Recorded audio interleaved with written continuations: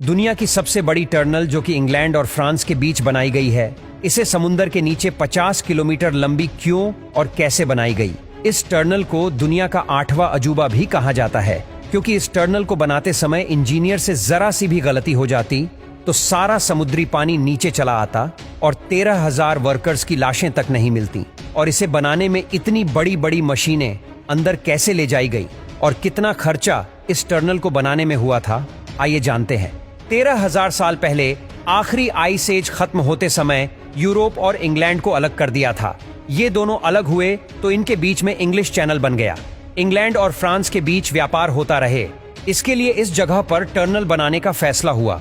Agreement बना तो ये तय हुआ कि इंग्लैंड और फ्रांस दोनों टीम अपनी अपनी तरफ से खुदाई करेंगे और दोनों टनल सेंटर पॉइंट पर आकर कनेक्ट होंगी। इस इम्पॉसिबल काम को पूरा करने के लिए 10 इंजीनियरिंग फर्म को बुलाया गया। काम शुरू करने से पहले जो सबसे बड़ी प्रॉब्लम इंजीनियर्स को आ रही थी वो थी टीबीएम मशीन की, यानी टनल बोरिंग मशीन की। दरअसल आज से पहले इतने बड़े डायमीटर का टीबीएम मशीन बना ही नहीं था और इसीलिए इस मशीन को हजारों मील दूर पहले इसे सिएटल में बनाया गया। ये मशीन 800 फीट लंबी और 1500 टन वजनी बनाई गई। इसका डायमीटर 50 फीट का था और इसके आगे जंगस्टन कार्बाइड के तेज धार वाले ब्लेड लगे थे। मिट्टी और मलबा बाहर निकालने के लिए मशीन के पीछे कन्वेयर बेल्ट लगी थी। अब इस मशीन को चलाते समय अगर जरा सी भी लीकेज हो जाती तो ना मशीन का पता चलता और ना इंसानों का। एक सर्वे से पता चला कि इंग्लैंड के नीचे एक चौक की लेयर है जो पानी को नीचे आने नहीं देगी, लेकिन फ्रांस साइड पर नीचे दरारें थीं और इसीलिए उस तरफ काम करने के लिए खास तरह की टीबीएम मशीन बनाई गई जो कि एक सबमरीन भी थी। लेकिन प्रॉब्लम अब ये थी कि इतनी बड़ी मशीन को नीचे कैसे पहुंचाया जाए।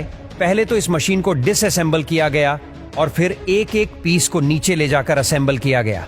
कई महीने तो इस काम में ही लग गए। तकरीबन 2 साल बाद दोनों टीबीएम मशीनें अपनी अपनी साइड से खुदाई करती है। टीबीएम मशीन जैसे जैसे बोरिंग करती है वैसे वैसे पीछे ढीली मिट्टी को सील करना बहुत जरूरी होता है ताकि लीकेज ना हो और कोई दुर्घटना का खतरा भी ना रहे।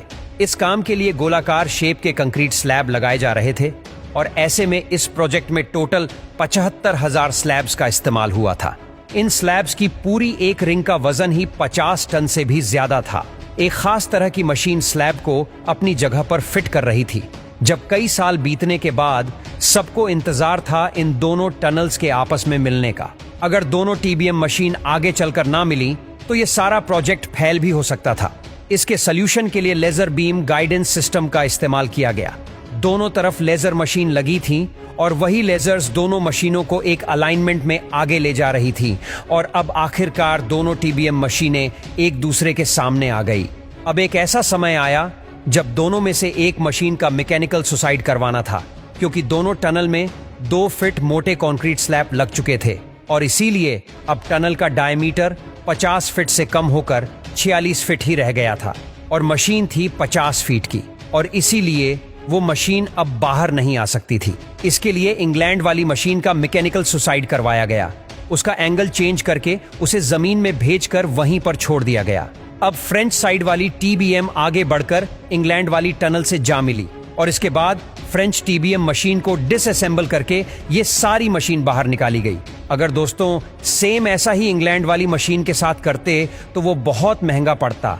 दरअसल टीबीएम मशीन को डिसअसेंबल करके बाहर निकालने में जितना खर्चा हो रहा था उतने में तो एक नई टीबीएम मशीन आ जाती और इसीलिए इंग्लैंड वाली टीबीएम मशीन का मैकेनिकल सुसाइड करवा दिया गया और इस प्रोजेक्ट में करीब 12 बिलियन पाउंड का खर्चा आया था और इतनी लागत के बाद इंजीनियर्स का एक मास्टरपीस बनकर तैयार हो गया।